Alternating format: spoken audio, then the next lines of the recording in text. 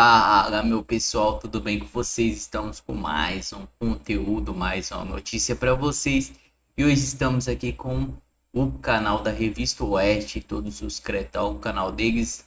E para quem apoia o nosso canal, pessoal, já deixe seu like, se inscreva no canal e ative o sininho de notificações. Seu comentário é muito importante, então deixe um bom dia, uma boa tarde, um oi, que vai ajudar demais esse vídeo a engajar e chegar para mais pessoas. E sem enrolações, vamos reagir ao vídeo. Falsas a respeito do sistema eleitoral brasileiro. Os réus do Núcleo 4 incluem Ailton Barros, major da reserva, Giancarlo Rodrigues, subtenente, Marcelo Bormevet, policial federal, Reginaldo de Abreu, coronel, Guilherme Marques, tenente-coronel, Ângelo De Nicoli, major da reserva e Carlos César Rocha, presidente do Instituto Voto Legal. O relator, ministro Alexandre de Moraes, começou a leitura do voto, afirmando que vai ignorar uma prova citada pela PGR, mas que não consta no processo.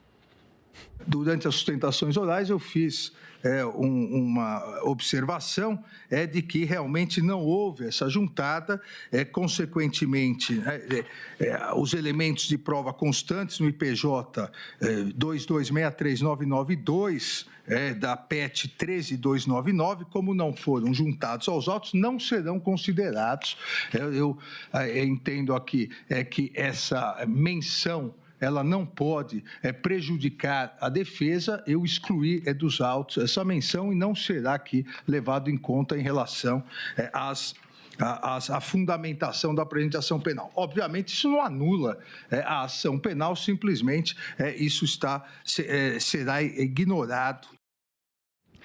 Alexandre de Moraes também considerou que o Núcleo 4 atacava as instituições.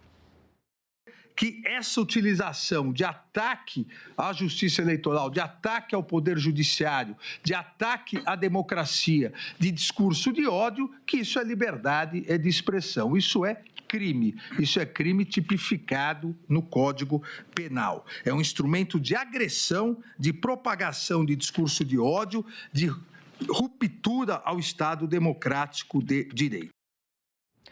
Segundo o ministro, o núcleo funcionava como uma organização criminosa e operava com a intenção de atacar as instituições para manter Jair Bolsonaro no poder. Membros da estrutura delitiva da organização criminosa utilizaram técnicas, inclusive, isso ficará claro em relação a alguns dos corréus, utilizaram-se técnicas militares para influenciar determinado público-alvo e moldar seus comportamentos para atingir os objetivos determinados pelo líder da organização criminosa, já condenado na ação penal 2668, o ex-presidente Jair Messias Bolsonaro. A leitura do voto foi interrompida pelo ministro Flávio Dino após um slide ser projetado antes da hora, gerando então uma reação do ministro Alexandre de Moraes. Ministro Alexandre, há uma projeção na tela de Vossa Excelência? Será, mas não deveria ter entrado agora ainda, mas já está aí. Ok. Já sumiu. A presidência de Vossa Excelência é rápida. É que eu não estava enxergando uma única letra, e aí eu me preocupei com o que era exatamente. E cabeças irão rolar no meu gabinete. Não, a culpa é do meu oftalmologista, não é de Vossa Excelência. Mas eu agradeço. Pode prosseguir, por favor.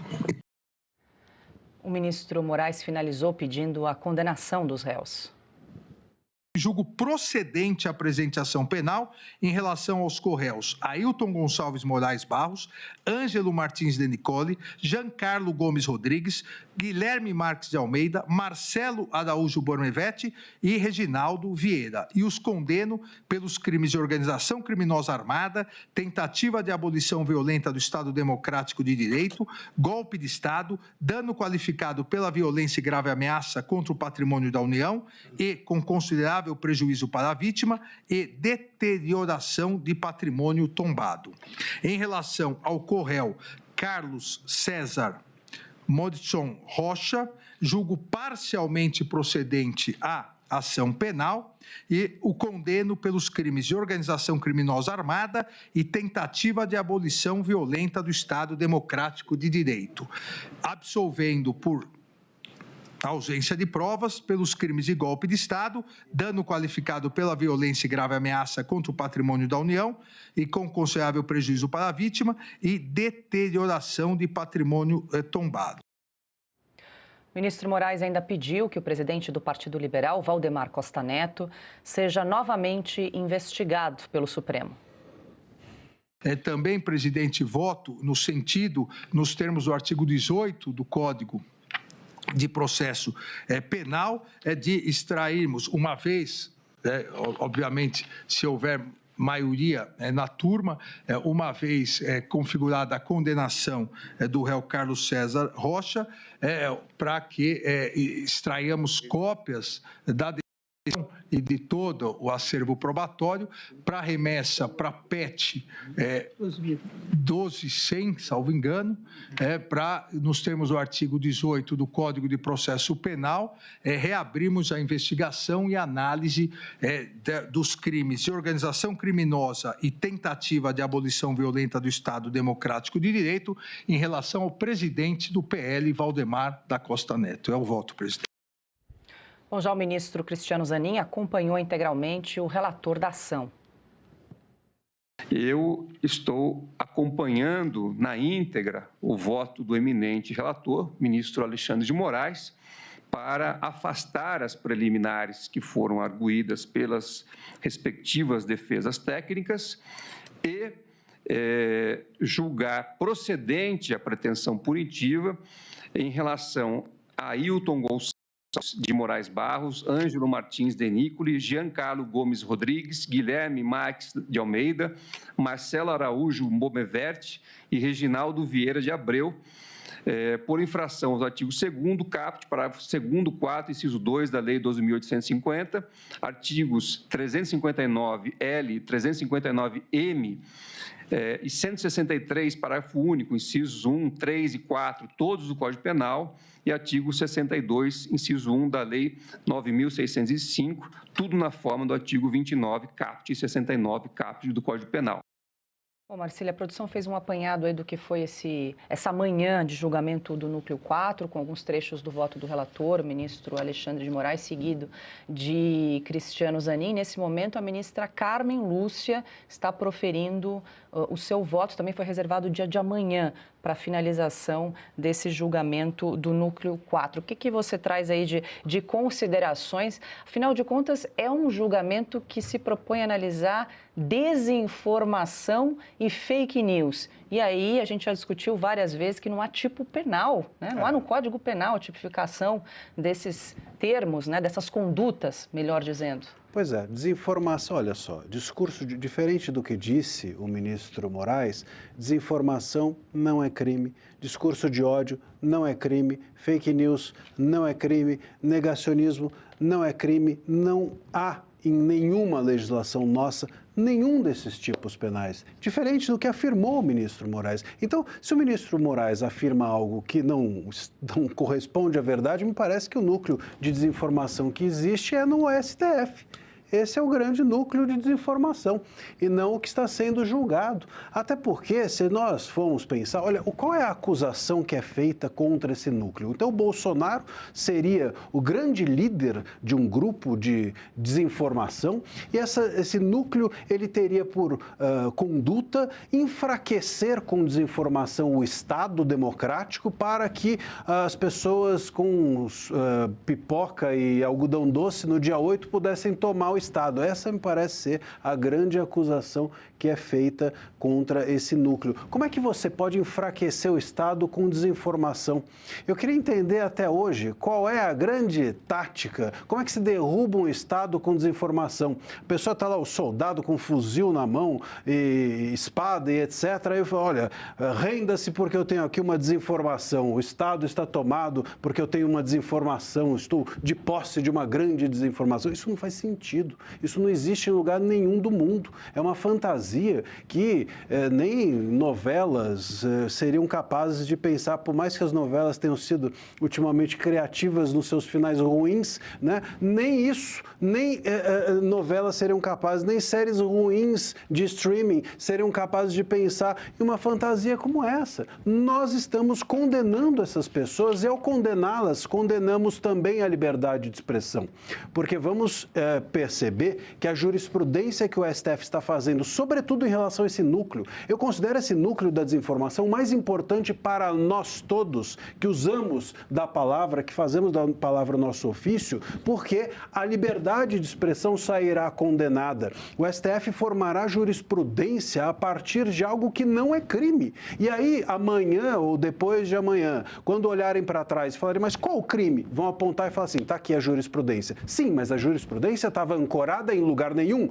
Mas está aqui a jurisprudência. E será o suficiente para que toda e qualquer pessoa possa ser condenada pelo que fala. Não existe, repito, absolutamente em lugar nenhum da nossa legislação discurso de ódio, desinformação, fake news, negacionismo como crime. Assim como não existe em lugar nenhum da nossa legislação questionar urnas como ser classificado como ataque e ataque a urnas ser classificado como crime. Falar de urnas é algo lícito. A urna não é a Arca da Aliança que você encosta e morre, como na Bíblia. Não existe isso. Urna é algo, assim, sistema eleitoral e toda e qualquer coisa são passíveis de se discutir e questionar, porque é com o questionamento que a democracia se promove.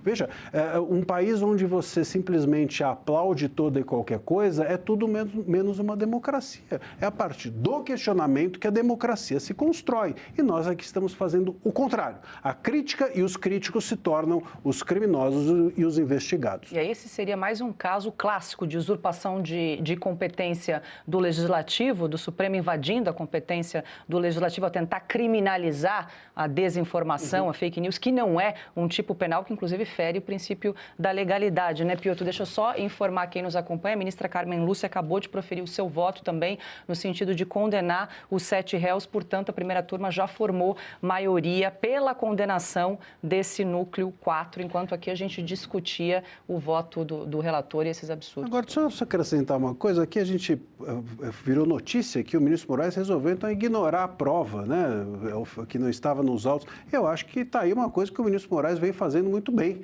que é ignorar a prova, né? Não é a primeira vez e nem será a última. Bom, a Carmen Lúcia já votou com o relator. Dá para entender, porque o Fux não tem mais o que fazer na primeira turma, né? Mas você sabe que eu estava assistindo ali aos trechos do julgamento do voto do Moraes, inclusive depois com a interferência do Flávio Dino, sempre com um comentário, né? E aí ele diz o seguinte... Uma tabelinha. É uma tabelinha, né? Aí ele diz o seguinte, cabeças vão rolar no meu gabinete, perdeu-se completamente a compostura, né? Mas, e aí eu queria fazer essa comparação, mas sem ofender os juízes da primeira instância, tá?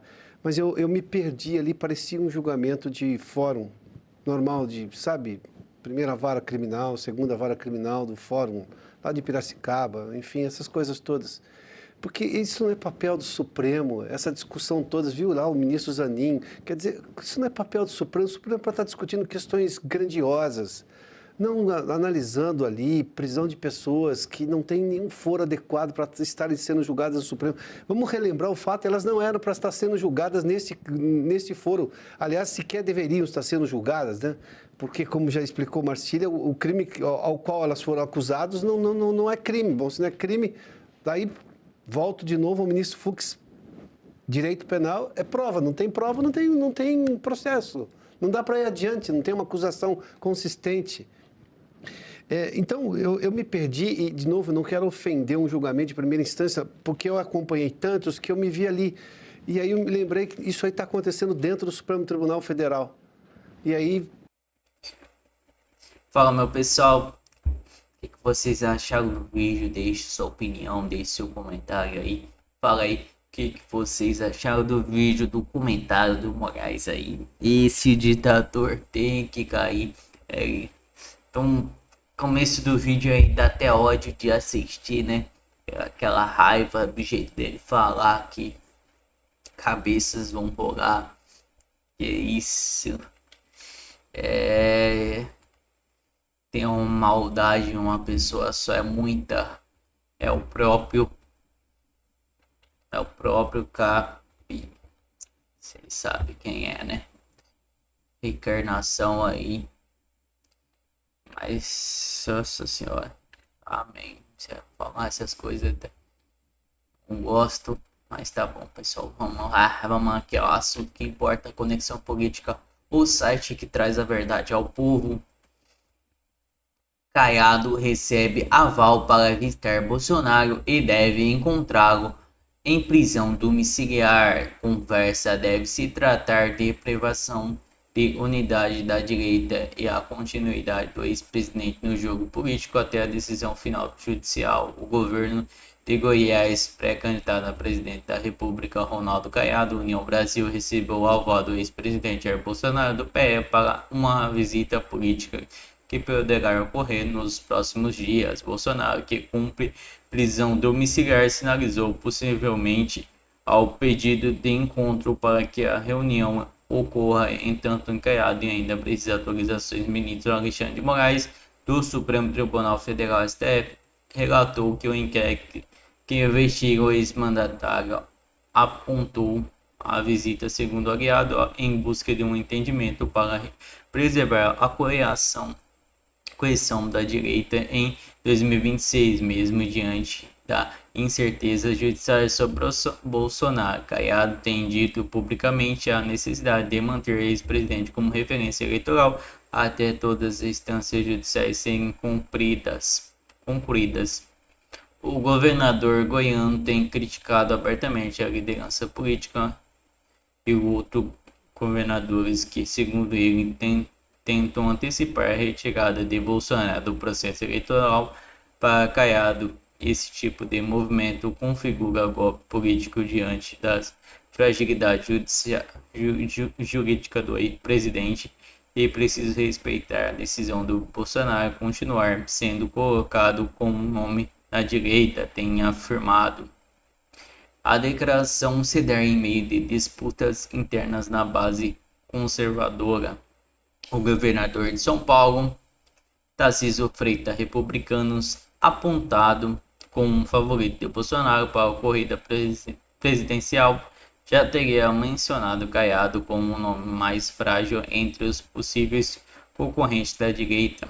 A movimentação acentuou as especulações sobre a eventual substituição de Bolsonaro na liderança do campo conservador.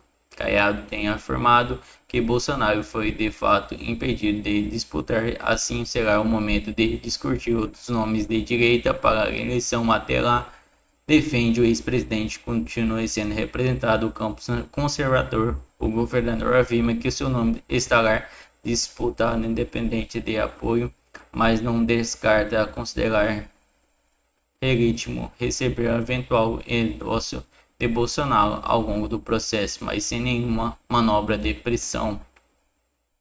Então é isso, pessoal. Esse foi o vídeo. Até a próxima.